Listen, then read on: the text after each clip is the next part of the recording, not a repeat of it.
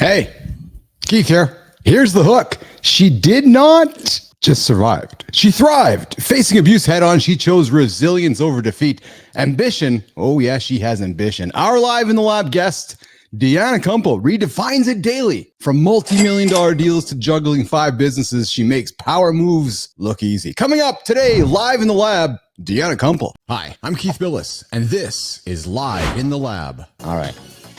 A little bit of weirdness in front of the camera there for anybody's watching. Because I'm like, hey, where's the button? Where's the button? I can't get it going. How did you go viral on TikTok? You were on America's Got Talent. How much do you get paid to be on AGT? Oh, you didn't get paid. Keith and Steve here in Live in the Lab. You're a great interviewer. I love it. 48 miles, 48 hours. And not just once. You ain't seen nothing yet. I hit 50 last night, and I'm like, yeah, things are a little different than they were 10 years ago. So trust me, things are to keep. You have no time for the BS that much of society seems to put on the table. Why is that? Like, what you're talking about is real right now. There's just no bullshit here, but it's just real. We brought you in with some Marley. I said, Joseph, let's talk music for a second. You said, well, Keith, oldies, 60s, 70s, and 80s. I've never talked to a sir before. Why are you a sir? In many ways, we're the same story. I came from nothing. You came from nothing. I think the old saying goes that if you want a trophy, you climb Everest. If you want respect, you climb K2. I've built an brand myself, and it's pretty fascinating when you can have a conversation with yourself with your own knowledge. Have you done that before? Why are we rushing to make these tools if all they're going to do is hurt humanity? Does the world need an Oppenheimer moment with AI? What a fun show. You know that saying about achieving anything you put your mind to? I'm a big believer in that kind of thinking because it worked for me. I literally took a blank piece of paper, created value in it from thin air, and turned it into 50 million bucks. And it all started with this idea, this ambition, this resilient attitude of never giving up. Iterate, and a determination to achieve the biggest, most audacious goal. I wanted to make lots of cash. That's how ICUC, an industry leader in the social media management company, was born many years ago. Now I'm using all of that experience, all the experience to create the world's biggest talk show right here on LinkedIn.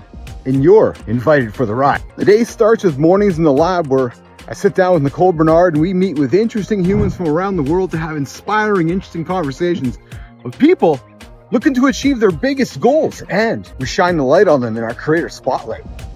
We talk about business, athletics, AI, adventure, performance. We sneak in some pop culture. We talk longevity, because I'm old, and some lifestyle. Then, Live in the Lab with Keith Bilous, 1 o'clock Eastern time, where I meet, I speak, I talk to the world's most interesting human beings. We sit down for an hour plus, and get into it. The script? There is no script. Our morning show, well, the morning show goes at 8 a.m. Eastern time. Oh, and by the way, what's my offer? My offer is me. So I invite you to join me in the lab daily for conversation, fun, humor, and if you're bored, just come hang out. Come join the conversation. Live in the lab with myself, and then mornings in the lab with Nicole Bernard. We'll see you guys. We'll see you tomorrow. Nation! Boom! What's going on Monday? Hey, check it out. Game 1 last night, the Winnipeg Jets beat the Colorado Avalanche. The tune's a little high, aren't they? It's true. You're all going to have to deal with me for the next few weeks. It's a true story. We're in the playoffs. Game 1 last night in the books. The Jets win over the Avalanche 7-6. Boom. Hey, if I can't cheer for my home team, who the hell am I going to cheer for? My ambition? To hell with making the world's biggest talk show on the planet. My ambition? To make all you Winnipeg Jets fans. Yeah. I always say to my friends, the owners of the Jets, True North, they love Uncle Keith over here. No friction. Come on, no friction. I dropped a few bucks over the years, Deanna, on season tickets. I might be into them for about $250,000. For sure. Oh, at least. Oh, yeah, you're a Blackhawks fan. Jonathan Taves, home of the Jets. I just want to win a Stanley Cup, Deanna. I just want to win a Stanley Cup. You've won a few over there in Chicago. So I just want to win a cup. So there you have it. You're going to have to. So here's the thing.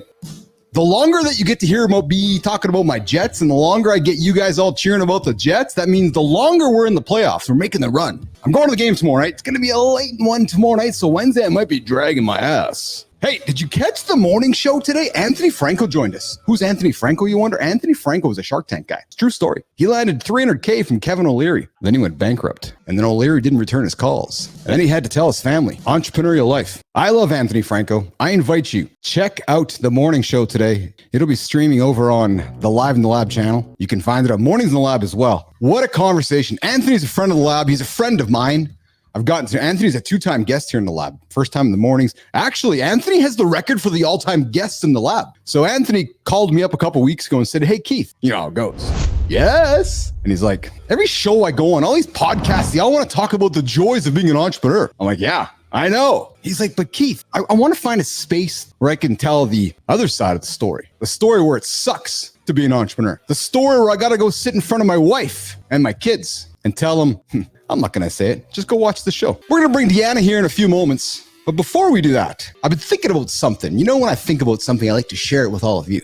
And I'm thinking we got to put Kenya back on the map. You know, I talked about Kenya lots here end of last year, beginning of this year. I was just starting out on my journey here in the lab. And I don't think many of you knew who the hell I was and what I was talking about. Well, that's okay. A lot of new listeners. Wow, there's a lot of you tuned in right now. Thank you very much. I'm thinking about lining up a group and going back to see my friends in Kenya. Go to Lamu.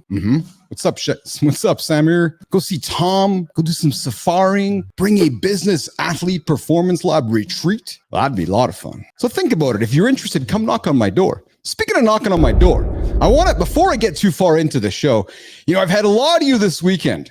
I'm going to tell you, a lot of you this weekend come to me with this big question. Just got to get my tunes back up here. And the question has been, Keith, what's this whole idea? And Deanna, you better be paying attention right now. It's the question everybody's asking. My dad came up to ask me this weekend.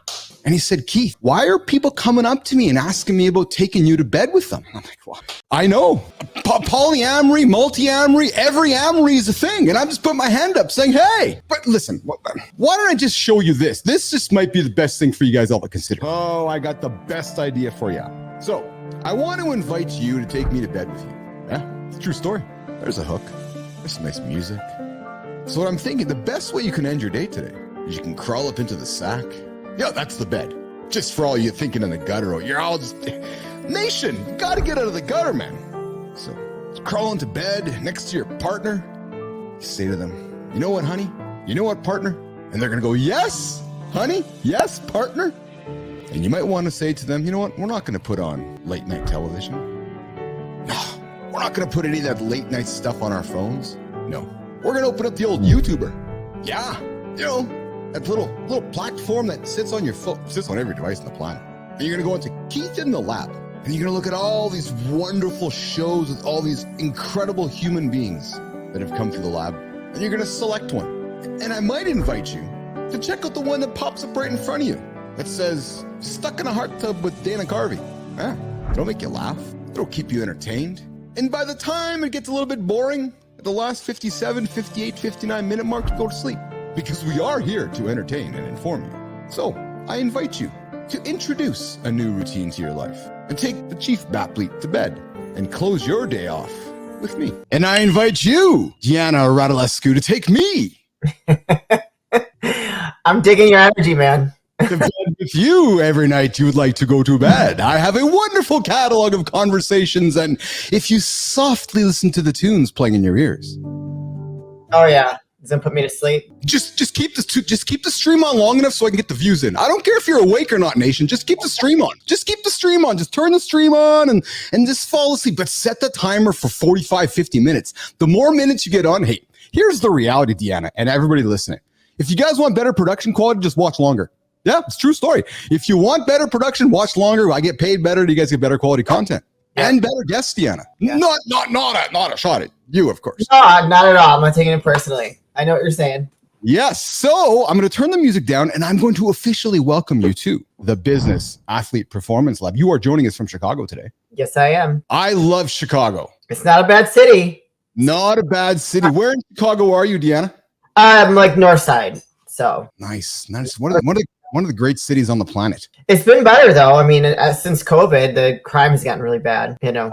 Yes. They defunded the police here, and so my husband is a Chicago police officer, and they cannot do the job that they used to do, and so crime is way worse than it's ever been. And like the nice areas like Gold Coast, River North, it's not the same. No kidding. No kidding. Speaking of Chicago, I'm the Segway king here. I love Segways. I love Segwaying from here, there, and everywhere.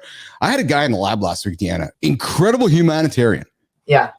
He went from life being on the south side of Chicago, sticking needles in his arms. Yikes. To special ops protecting the world. Wow, that's cool. Talk about a journey. He said he woke up one day in his journey and he's like, Keith, I had fucking one of three choices. Yeah. I'm going to jail, I'm dying, or I'm going to the Marines. Yeah. You know what he said to me? He's like, my friend signed up here. Talk about selfless. He says to me, my buddy signed up and I couldn't let him go alone. Wow. But you know what? That's just an example of how you can turn your life around at any moment. You have options. It's incredible. So those who are tuning in, I invite you all to check out Joseph Malone last week. He joined me in the lab. Joe's a friend of the lab, awesome humanitarian, big human, great stories. But we're not here to talk about Joe today. We're here to talk about you, Deanna. And you know what? I am the worst. And I may be taking this in the mantle of just not introducing my guests. Nah, they can do it themselves. Go ahead. Yep. Who are you? Well, I think you did a good job introducing me on LinkedIn. I liked it. It was a very gracious post that you made. I mean, so I'm a podcaster as well. I'm an entrepreneur. You know, I've got a very big backstory. You know, I've been through a lot of trauma, loss, all those things, and I think that my resilience is what has just allowed me to overcome all of that and just kind of be where I am today. So, I mean, I don't know if that answers your question. We can get in more detail if you like. Yeah, I think we'll have to, but I will have to correct you. So, as you know, maybe you don't know. So I'm not a podcaster. I'm a show host. We decided to take yeah, exactly. You see, we just decided to take the podcast and put it over there for all the podcasters. And we said, no, we're going to do a show. We're going to do it live. We're going to pick a time slot. And we're just going to have this philosophy that's like anti-podcast. Nudge, nudge, wink, wink, joke, joke, even though this is a podcast. Yeah. I like it, though. I like it. But I'm a marketing guy. So I'm a marketing guy first. I'm like, nah, we'll be the podcast second. Well, no, your format is awesome. I'm learning a lot from you today, but I think it's amazing, and it really keeps me dialed in. Because you know, if you're watching certain shows, it's like they lose me, right? They're not as interesting. You got great energy. Well, I'll tell you, and so let's go here then, because you're a podcaster. And let's just go right here. And what I'm going to say is going to be controversial, but the hell I'm going to say it anyways. Okay, go for it. So podcasting's dead. Okay. It's yesterday's technology. So to me, podcasting is like investing in a stock that's already been done and over with. I know we get all the hate mail. That's great. That's fine. Let me tell you what my POV on podcasting is. And podcasting was a means to an end. Sure. Right. So when we all got our first iPhones and we were all still carrying Blackberries, we weren't able to stream. We had to download content onto devices. Yeah. The infrastructure wasn't there to stream. Right.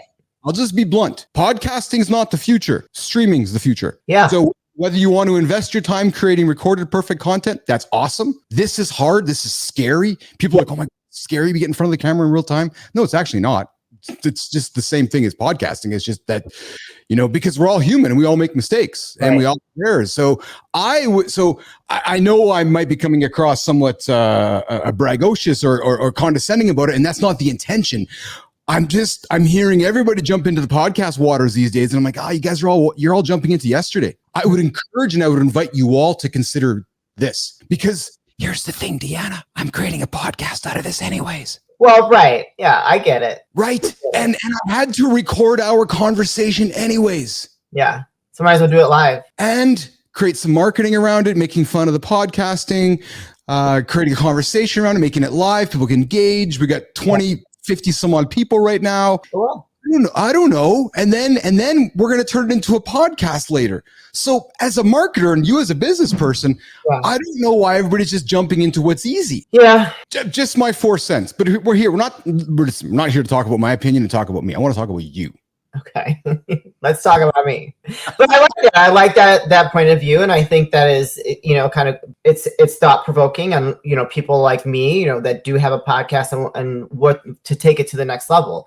I do YouTube. I do it all. You know, I think that podcasting, whatever you want to call it, is a form of marketing. So, you know, I think that if you're going to be in this space, you really need to leverage it to the best of your ability. And, you know, streaming will be my next thing.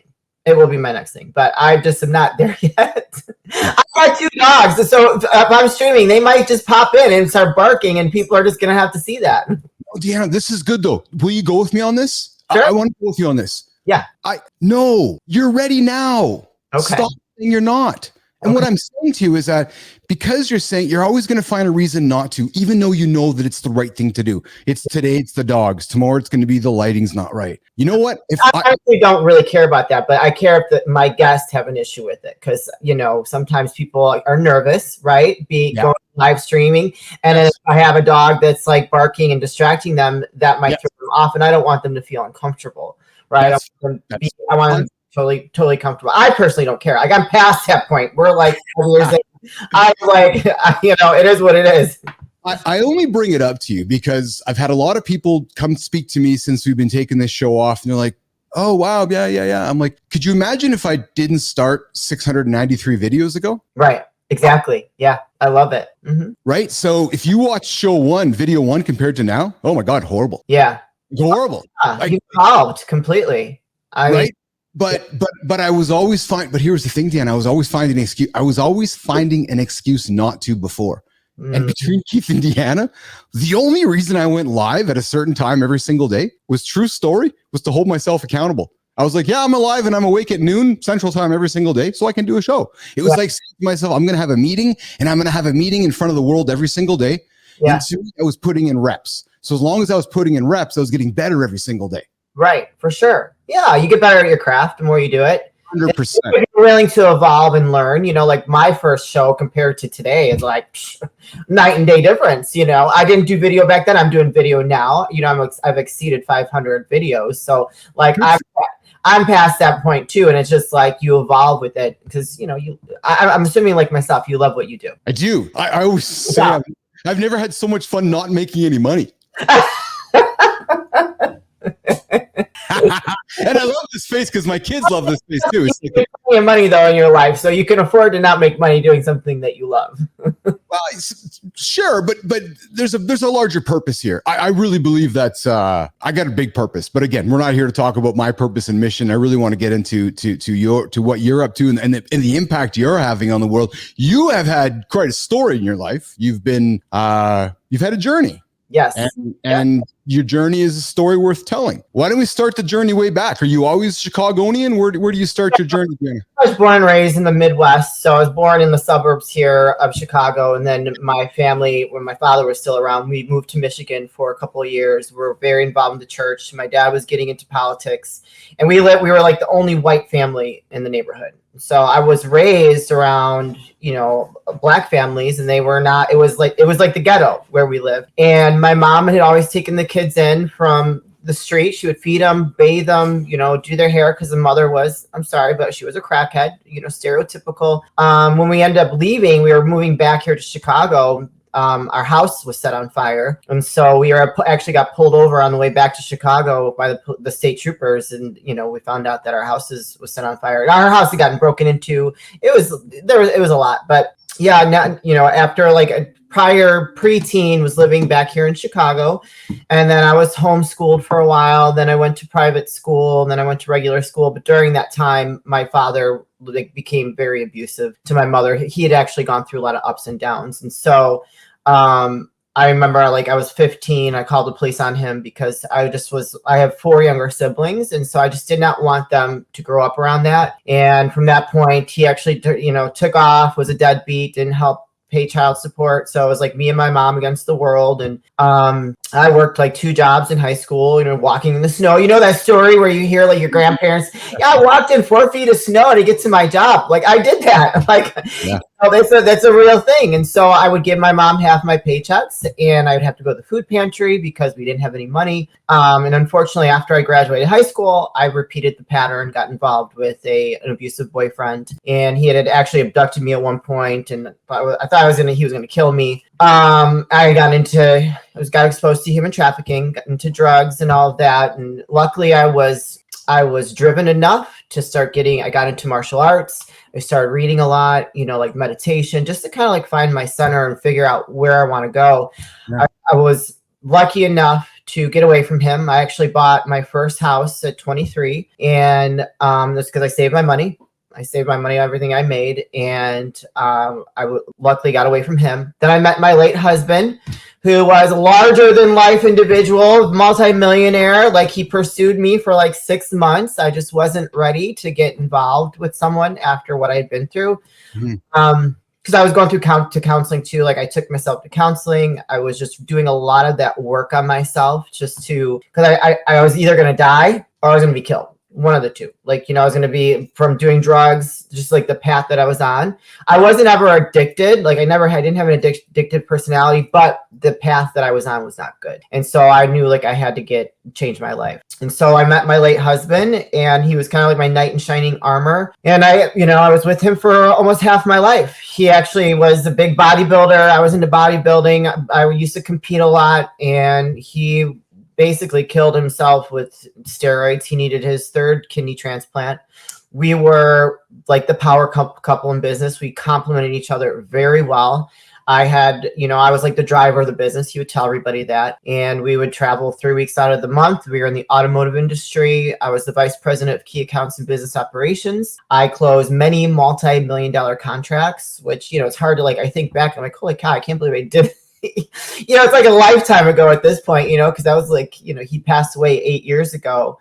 So yeah, I mean, now, I had to rebuild my life after he passed. I almost lost everything. Like, he had 4 daughters from a previous marriage, and they basically tried to force me to leave with nothing. And I'm a fighter. I had to get like 3 attorneys to fight them from the business perspective, from, personal, from where I was living. It was a lot. A lot of my friends and family were like, can't believe it. You're not sitting in the corner, like rocking back and forth. And I was just like, I just watched this larger than life man that I was with for almost half my life lose his battle with life. I watched the decline, and it's like very surreal. It really makes you look at life differently and really appreciate to be able to live, have your health. And I was like, I knew I grieved him before he passed, because he was giving up. When someone is that sick and they start giving up, it's like, you can't really, I would try to argue with him. I even told him, I said, let's try to like have a baby, try to give him something to like live for. And, he just gave up, and it was very sad. He left 4 daughters behind. He had 1 grandchild, and it was, and then I had to rebuild my life from there. Taking it all in. It's a lot. When I talk about it, it's like I can't, like, it's so far behind me, and where I am today is so different than where I was. It's like, it doesn't even feel like that was my life. It's in, man. So what's shaking, Joseph? I'm bringing you into this conversation. I sat down with Joseph Malone in Chicago a week ago today. Okay. And he talked about compartmentalizing his life. Yeah. From live streaming here, the clearing of the throat. Clear the throat. You're good. Yeah, for podcasting, we can edit that out, Deanna. He talked about sticking needles in his arms and the different chapters of his life, and how he was able to compartmentalize these different chapters of his life. And he spoke with me today the same way you're speaking to me today, with measured emotion.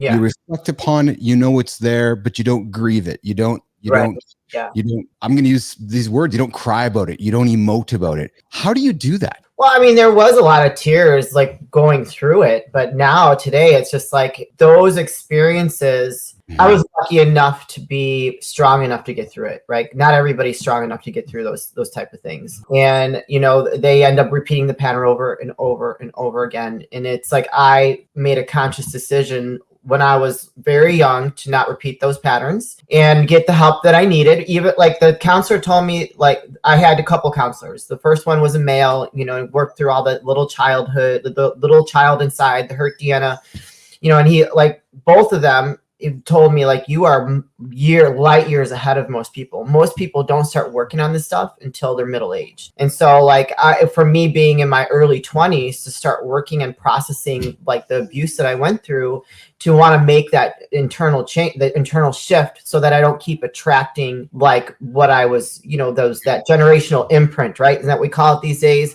The imprint that's left on us at a young age. Because my father was very abusive to my mom when I was young, and then we had a good like span for a couple of years, and then he went back to being very abusive again. And so, I had that imprint on me, like, this is normal, right?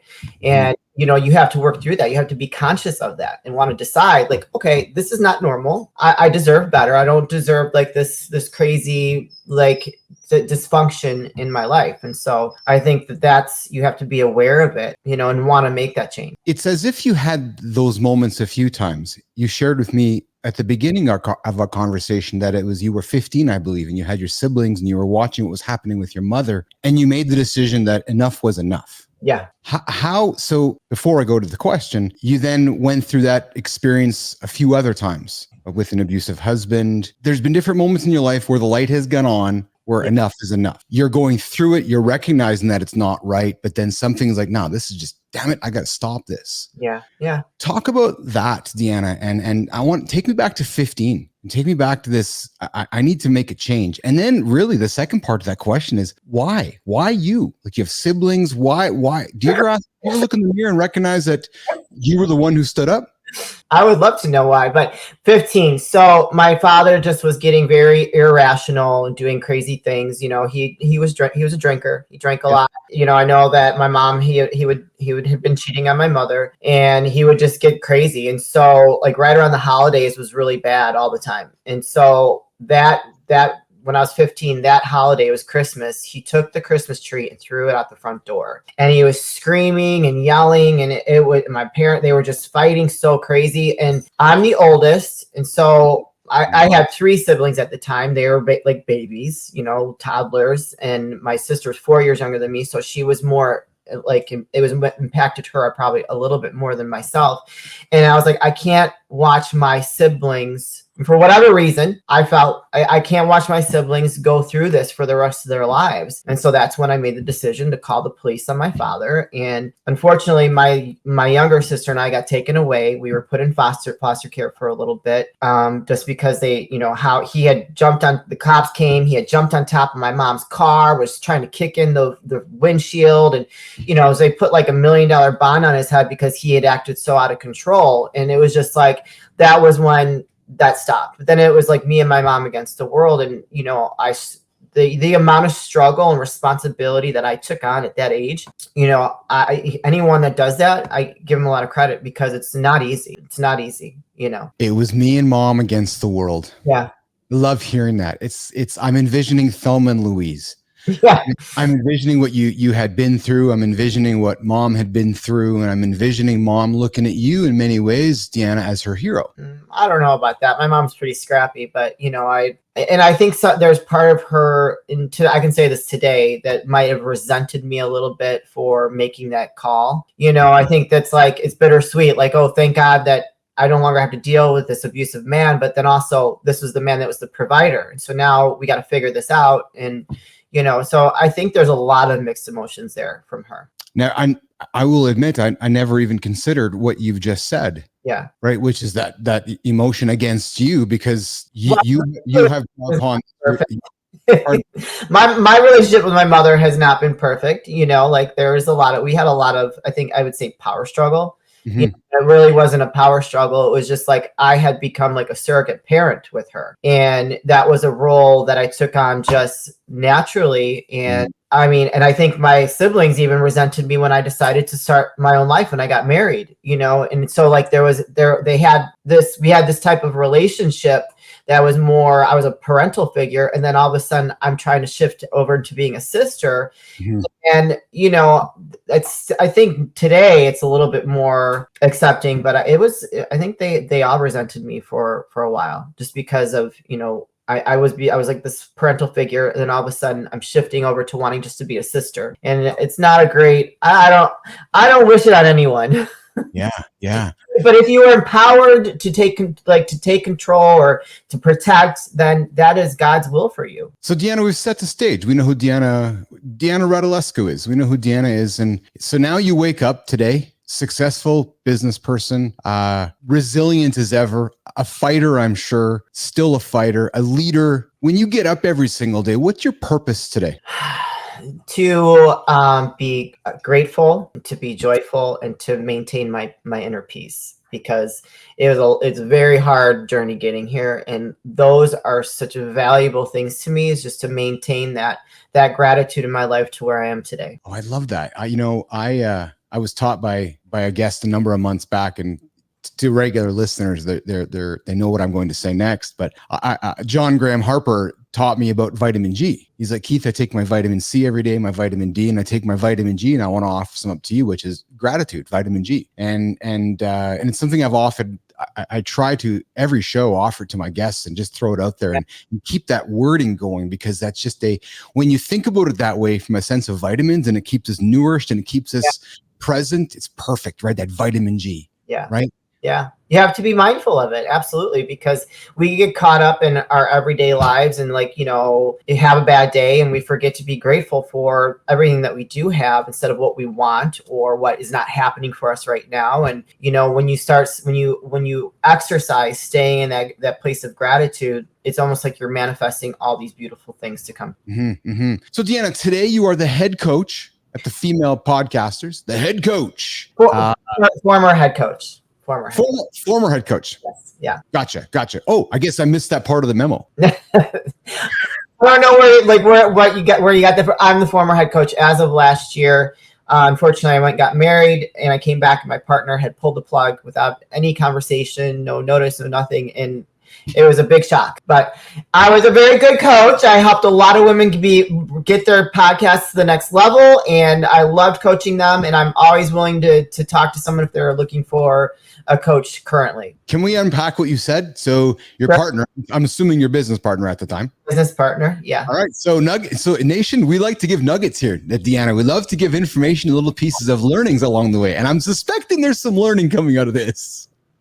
What happened? I honestly don't know what happened. It was a shock to me. We had a lot of big things on the horizon, and things were slow. It wasn't like we were making a ton of money, but we were making money, and it was like building momentum. We were getting more and more members. We had like 2,000 members on the network, and we were trying to figure out new ways to continue to increase revenue and offer different things. And I did a lot of the marketing. I did all the marketing myself. I had managed everything myself. She really didn't help a lot. It was very difficult to get any answers from her. And I think it was just probably too much. I mean, I don't know. I have no idea. All I know is I went to go get married, come home, and that the week I came back, everything was shut down and zero notice, no conversation, not even letting the members know that we were closing the network. And I thought that was so unprofessional. The amount of ladies that reached out to me, I was just I felt bad, because that's not something I would do. I feel like when you're in business, you have to have integrity, and communication is key to maintaining good relationships, no matter what the circumstance. Maybe you don't want to invest in this anymore. Okay, well, let's just tell people, let's give them notice that we're going to close things down, and we're going to have another option for them for their community, right? None of that. That's what I would have done personally, but it was very bizarre. Sounds like it was the ultimate in ghosting. Yeah. Yeah, business ghosting. Business ghosting. All of a sudden wasn't there. So you went and got married, you come back, and yeah. So I guess you're not going to get married yet. Well, yeah. Well, I hope not. Yeah, I'm pretty happy. I'm good. I'm telling you, and you'd be better. You'd be absolutely better if you did this. Oh, I got the best idea for you. So I want to invite you to take me to bed with you. Yeah.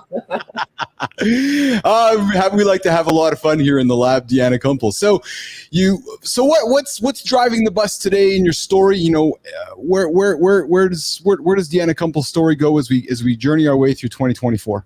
Radulescu. Sorry. Yes. That's okay. I know I haven't updated my name across all my platforms. Well, today I'm currently just focused on my show and building the show. I've got many sponsors. We're actually getting ready to launch on Apple TV. So nice. distributorship of over 9 million. So my focus is really kind of what you do is the show. And I do produce a couple of shows. I don't have a lot of bandwidth to do too many.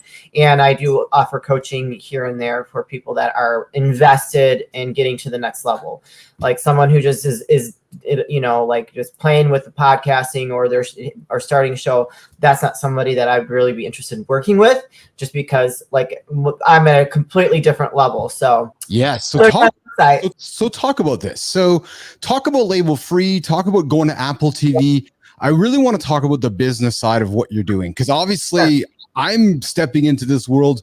This is the phase of the show where I get some free advice and I get to learn from the guests. So tell me about the business side of your journey right now. So the business, okay. So how I make my money and generate revenue is because of where I have grown things. You know, all my handles. So my YouTube is at like 14,000 subscribers. My newsletter goes out to over 20,000 recipients.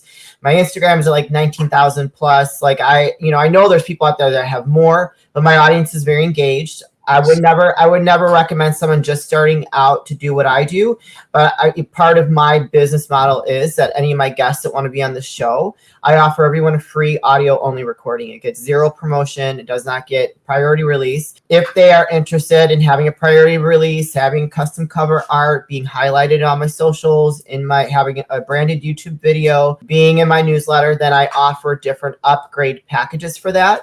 I will also do, for certain guests, I will do a write-up in Brains magazine because I'm an executive contributor. There you go. That's some of my guests. I need to update that. I will do a feature for them in Brains magazine, which, Brains is a pretty big media outlet as well. I'm currently doing... I do highlights of different clips on Extra TV's website, which has generated almost 1 million views so far in the last couple of weeks, which is huge. Mm-hmm. But that does, that's advertising, right? It's marketing. I do pay for that. It's not free. So the different people, the different guests that invest in one of my packages, I will do that as part of their package. And so I'm just taking their funds and I'm just basically advertising for them. And so I'm doing the work for them. The Apple TV, I'm going to be looking for different sponsors for that. I got connected with someone that has her own network. Initially, I was going to try to do it myself. And I had started the journey with SuperPass. I was a partner with them. But the work on the back end is so intensive. I just did not have the bandwidth to do it myself. I could have launched my own network and had my own TV station and start from scratch, but I just didn't have it. So when this opportunity came up, I'm like, yes, this sounds like a great opportunity. I'm going to run with it. I'm going to join her network. She's already got the viewership of 9 million people instead of me starting out at 0. So that way I can start proposing for sponsors, and that's going to be a big ticket sponsor right there. And I'm not I know my worth is at this point. And I think some people might shy away from doing the things that I'm doing, but this is my business. This is how I've set it up. I've worked very hard to get here. And so that's it. Oh, hey, listen, I got to rewind the last 20 seconds and say, don't apologize for your success, kid. I love what you're doing. You got some great stuff going on here. Thank you. Like, honest to God, there's a lot of people watching right now going, I don't know how to start. And they're like, I know how to start. Just go call Deanna. And she's like, well, no, I don't take newbies. Nah, but you'll still talk to somebody. Yeah, I've offered a lot of free advice. I would love to. You're a kind human. Everyone. So, I will give them so much up to a point, and then at that point, once they get started and they're really invested, then I would be happy to help them and be their coach. But I'm willing to give anyone advice. I'd say that to some of my guests all the time that are wanting to start a podcast. Like, hey, let's set aside 30 minutes. I'm happy to give you as much information to get you started because I love this space. It has been a great experience for me. I've really found where I'm supposed to be at this place in my life, right? My message has taken on a life of its own, and I'm here to serve at this point. I do have to make money to keep myself, support myself, and the money that goes into the production, it's not free. You know that you got to invest in it, and yes. So I've had to find a way to generate income, and so far it's been working. That's exceptional. Oh, I'm a huge fan. Thank you. Well, honestly, I love it. I think this is because I know how hard it is. Yes, very hard. And I can see how far along you are. So I use this analogy. I'm like, okay, I'm in the clubs right now. And tomorrow I'm going to be in the concert hall, and then I'll be in the arena. I'll be in the stadium. So I'll be next to Drake and Taylor. And that's just inevitable for me. It's not even there's no pause. There's no doubt. There's just, I'll be in the stadium. I'll be in, just for sure I will. Right. There's an audience out there for everyone. You and I can both be on the stage together, and there's enough for all of us. Exactly. Yeah. And when I see what you're doing, but the key is to get started, right? That's why I go back to the start of our chat there, which is and you're already doing the video channel. Just go live, kid. Honest to God, just go live, and you're already because you're 99% of the way there. And look at your page. You're so far ahead. You're monetizing. I'm not yet. So I'm a huge fan of what you're doing here. Thank you. Teach me something. Tell me something that's been the hardest thing about what you're doing right now. Hardest thing, you know what? And I say it's hard, but I think that it's very important, you know, stay true to your message. Stay true to your message. It's so easy to potentially get off track and just kind of go where the wind takes you because it feels good or it looks good. And I've had to say no to a lot of things that may have helped put me in a better position financially, but it wasn't in alignment with my message. Just like the guests that I bring on, I have a wide variety of guests, but if their message isn't in alignment with my message, regardless if they want to pay or not, it's not a good fit. I will not invite them on the show. And so I think that that's one thing that has allowed me to stay successful, is to really stick true to what that message is. So would you say niching down to the topic message, or niching down just to knowing who your audience is, or is it a bit of both? A little bit of both, but also you're a marketing guy, like your brand, just be very like clear and like strong in your brand too. So, I mean, I think that it's all of that combined is very important. How much do you think it's you versus your guests and all the other content around you? I think a lot, 50% is me, right? My story is what allowed me to create the message, label free. Like, I was tired of being labeled as a widow. I was tired of being labeled abused, tired of being labeled not worthy, my late husband told me that I would never amount to anything before he passed. And so like that's where the label free message came from. Yes. And so anyone and it can apply to so many different things in life, right? But for me, that's where it started. And so to really maintain that message and what that means and the impact that I wanted to have on the world is like that. I think 50% of it's me. And so the other 50% is, you know, my guests and just making sure that I'm putting it out there consistently. Consistency, as you know, consistency is the key. Oh my goodness. Is it ever so? Yeah. Thank you. There's a soundbite for us both. Yeah. Doing this. So just so I could hold myself accountable by doing the show every single day, what it has also done, the flip side to that, Deanna, is consistency equals trust. Yeah. Yeah. Because people are like, oh, Bilous is showing. Oh, Bilous shows up every single time at the same time on my alerts and my feed. Bing, bing, bing, bing, bing. I had people go. So yesterday I didn't show up because I was busy doing this. No live in the lab today. Dad duty. I am on my way to the RBC Convention Center for my daughter's dance competition. I ran into family. Yay! Annika's gonna see this on my feed somewhere. She'll be like, hey, I know that guy.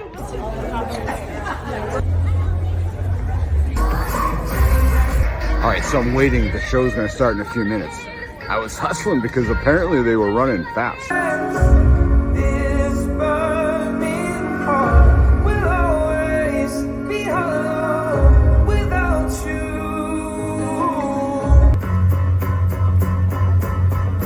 Little video of me and my girl.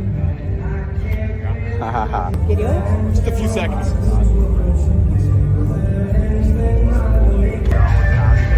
So there you have it. That's why I wasn't there today live. So I shot that anyways yesterday, and it showed up at around the same time yesterday because yesterday was the first day that I did not show up live for a show. Yeah, but it's more important. Oh, no question about that. There's no question about that. But here's the thing. I could have ran a stream and I could have pretended I was live and I could have all done that. Yeah.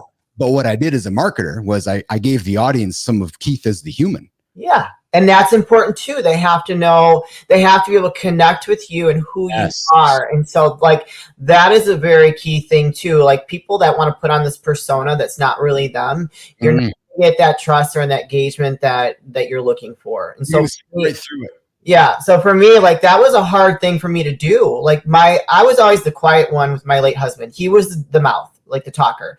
And so part of my journey over the last 8 years was finding my voice and finding like, that like 5 second elevator pitch, like whatever that means for you. And it was very uncomfortable. Like I'm not a self promoter, but when you are trying to do something and be like this and have a voice in the world, you have to be able to do that. And you have to let people in. They have to know who you are, get to see a little bit of your life so that they know that you're human too. Yes. Thank you for letting me into your life today. You have been nothing but open and vulnerable with me today. And I'm very grateful for that, Deanna. You're welcome. This has been fun. I love your format.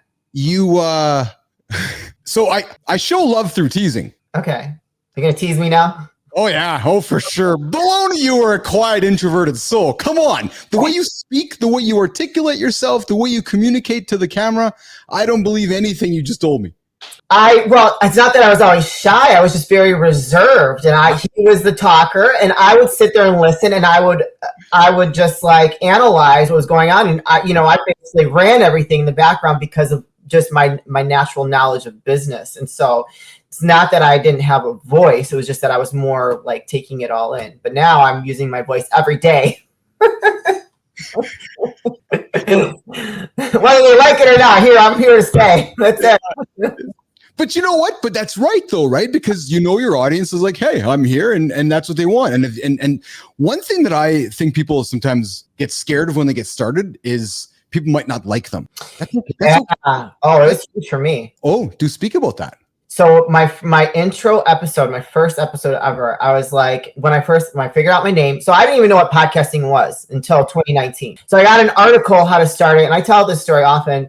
I just wrapped up being a fashion designer. I wasn't making it there, didn't have deep pockets to keep throwing money at it. And so I was just like, okay, I'm done with this. And so then I got an article probably like a couple weeks later on how to start a podcast. And I was like, I don't know who the F I think I am. I don't know if I can swear. Yeah. I don't know who the fuck I think I am, but I'm going to start a podcast. And so I had talked to my best friend and my cousin, and I'm just like, I'm tired of the labels. I'm done with it. I want to drop it all at the door. And I'm like, I just want to talk about living this life in authenticity, just accepting myself for everything I've been through and where I am today. And that's where Label Free came from. And then that was it. My intro episode, I remember I was by myself. I had a mic, I had my laptop, and I started with, what was the free one? Anchor, right? Anchor was the free one. 5 years ago. It's Spotify now. I know Spotify. Yes. So I started with Anchor, and it's like I had a bottle of wine, and it took me like 10 times to like record it because I just did it off the cuff. I'm like, I'm not gonna script this. I just kind of want to give the intro, and then I remember I have no audience really. Like I'm just starting, but I remember like making that show live, like that episode live. I was like, here we go. Like I gotta be ready. You gotta be open to whatever's coming my way. And so far, I've been welcomed with open arms. And I've had a couple people that weren't really happy with my process, but whatever. You can't make everybody happy. No, and that's what it is. You just got to worry about yourself. Yeah. I'm really thankful that you've shared with me Label Free. I want to offer something back to you if I may, because I really love what you're doing. I had a guest on the show teach me something. He said clever over clarity. Yeah. Then he said, no, Keith, clarity over clever. I was like, because I tend to, as a marketer, go to clever over clarity. Okay. I love your story about being label free, but I don't know about it when I go to your website. I would love to see, as somebody who's enjoying Deanna and enjoying what I'm seeing, and I've listened to some of your content, and I've been on your YouTube channel, everything. Man, the way you describe how you came up with Label Free, and the way you describe what it means to you, because like you, Deanna, I'm tired of a world where we're just stick labels on everything, because the moment we stick a label on it, that's what you are. And, it came up a couple weeks ago. I had a friend of mine who's, kid was diagnosed with ADHD, and then all of a sudden the doctor's like, oh, you got ADHD. Next thing you get a prescription. Next thing you know, it's like it's just like, and I'm not saying that's wrong. I'm not saying that at all, but it's like the moment that you get a label, that's what you are, and that's what society says you are, and then it's like you're done, and then you get canceled. Oh, is that what fucking life is about? Label, cancel? Fuck that. Yeah, right, exactly. Yeah. So my thought to you would be, I would love, just me as somebody who's consuming your content, I'd love to see you really communicate that message of what Label Free is, because I heard it from you today on the show, and I don't know if you convey that on your site, because that's powerful, Deanna. Your message, your belief in that's powerful. I'm making a note. She's taking notes. There you go. Uncle Keith's giving some advice on the air. Yeah. Criticism. I welcome it. Like, I'm not at this point in my life and everything that I've gone through and I've done and achieved. Like, if you can't take constructive criticism, then you should not be successful. Because and I'm not even saying constructive criticism. I just want to help, because I'm digging your stuff, and I'm like, hey. In general, some people are not usually very great at accepting it. Yeah. So I'm at an age right now where I'm like, just bring it on. Yeah. Like, actually bring it on. I want to learn, because if I'm not going to want to learn, I might as well pack it up. Oh, right. Exactly. Totally agree. 1000%. Right? So Deanna, you have been spectacular. We're working to the end of our hour. I can't believe it already. Yeah. This has been fun. Yes. It's been a lot of fun. Thank you for having me. I think we need to do like a rap collab. Like I can be like Eminem, you can be like Nicki Minaj or something, and we can do like the Keith and the like the podcast show, label free, Bapl, live in the lab stuff. I don't know. Eh? I'm totally down. Whatever. Let's do it. That's awesome. You should come by the morning show. Okay. For sure. You should join Nicole and I for a coffee some morning. You're on the same time zone as I am. So, if you want to get some, here you go. If you want to get some live reps in, just come bribe a coffee, get in the chair, and you do this all the time anyways. And we just launched this morning show. We did show 31 today, and it's just gone off like a rocket ship. I love it. So good. So good. Congratulations. Thank you. Well, you know what it is, Deanna? And you'll appreciate this because you're doing this too, is that we just tapped into human habits. Yeah. I was watching my social feeds between the hours of, again, Central Time, 6, 7, and 9 a.m. Okay. And I was like, wow, everybody's really active on their social feeds that time. I wonder if I got up and stood in front of all of them if they come watch me. Yeah, and they're coming. I did. The first day, nobody showed up. Today, lots of people showing up every single day, and more people are showing up every single day. And people are calling saying, hey, can we be on the show? Hey, can you do this in your show? And I'm like, yes, awesome. Because we're tapping into a human habit. And my ambition here is just to have a global conversation, right? To have a big, awesome global conversation. I hate a world where we're all drinking the same Kool-Aid. I want to be able to have a dialogue. Yeah. Right. The world has gotten too much into, okay, you got to go to X to talk about that. You got to go to Facebook to talk about that. You got to go to this to talk about that. No, come to Uncle Keith's show. Let's talk about everything. Let's have a conversation where we don't always have to agree to disagree. We can have a debate. We can have a dialogue. Yeah. And I think that's healthy. Exactly. And so here's another thing with the labels, living label free, is that I think we saw during COVID is the divisiveness of they were so quick to label these people bad, these people good, and just divide us. And so for me, like that's another part of my mission is that we can agree to disagree, and we can accept each other for who we are, what we believe. We don't have to have the hate there. And so like that's another part of like being label free. Like just because you believe one thing, I believe another, doesn't mean that we're bad, right? We all have a reservation we can't cancel. We all came in the world the same way. We're all going out the same way. And so just because we have a difference of opinion does not mean that we're bad. Yeah, I thank you. You're welcome for that. And that's what it's about. Right. Yes. And I know that people will call me, oh, you're being naive because you want to have conversation with differing opinions, and you can't have a Republican and a Democrat and a liberal all in the same room and having yeah, you can. Let's just have some respect. Let's talk about it. I'm conservative and I have girlfriends that are liberal. We just don't talk about those things to trigger us. We enjoy each other's company. I'm not going to change her views. She's not going to change mine, but we can still come together and have a great time. And most importantly, you respect each other. Yes. Amen. Absolutely. We totally respect each other. That to me is what has become lost in conversation. And that's my mission to change, which is I just simply want to be able to have respectful conversation within a format in a show where it's not, okay, you got to come to Keith's show because we're all going to be conservative. No, you got to come to Keith's show because we're liberal. No, I want to have everybody here. I want to have a conversation. I want to hear your point of view. I want to listen to you. I might not have a response. Right. Listen to what you have to say. I read a book and it's upstairs and because I bring it up all the time. There's a moment in the book where the fellow says, imagine standing in front of on stage, just naked in front of a bunch of other human beings and what that must feel like. How scary that is. Raw and in a moment in front of humans. Yeah. Just kind of pause on that for a second. That's scary. Well, I was a bodybuilder, so I was happy. Being human. Yeah, there you go. Exactly. But I was looking really good to be up there on stage half naked. But it is nerve-wracking. Oh, man. Deanna Radulescu, let's just throw this on the screen one last time. They can find you at labelfreepodcast.com. I have this I'm going to throw up here for you as well. We got connect with her on Instagram, Label Free Podcast, LinkedIn, Deanna Kumpel. You get the last word today, my friend. What is there to say before we say goodbye? Well, it's Monday, and you're here live in the studio with us, so that you are doing something right today, kicking it off right, listening to us, and we want to encourage you to continue to go after life, grab life by its horns, and live with passion. Awesome. Deanna, thank you. That's great because Monday, I had a Monday theme today in the lab. So that's perfect. So listen, I'm just going to put you back in the green room for a moment. I'm going to say goodbye to Business Athlete Nation and then I'll come back and walk you. Okay. All right. Okay, sounds good. I can tell you 1 second. We're going to do that there. We're going to do this here. I'm kind of late with the music there, nation. Here it comes. Oh, yeah. Hey, we're going to exit the lab today with a little bit of piano music. Because, I generally like to leave the lab with a lot of tunes and a lot of energy. But maybe today, as we wind up the show, you might want to consider, like I said, you might want to consider taking me to bed. I create wonderful content. It's great late night television. You go to Keith in the Lab after you go to lay with your podcast. Go check out Deanna's stuff, and after you're all jacked up, come to my show and then just watch my show and go to sleep. Simple as that, right? So we streamed live. We're going to drop the show in the next 24 to 48 hours. I invite you, put it into your old YouTuber and go to sleep with me in the lab. And I'll see you guys in the morning with my coffee. Mornings in the Lab with Keith and Nicole. I'll see you guys tomorrow.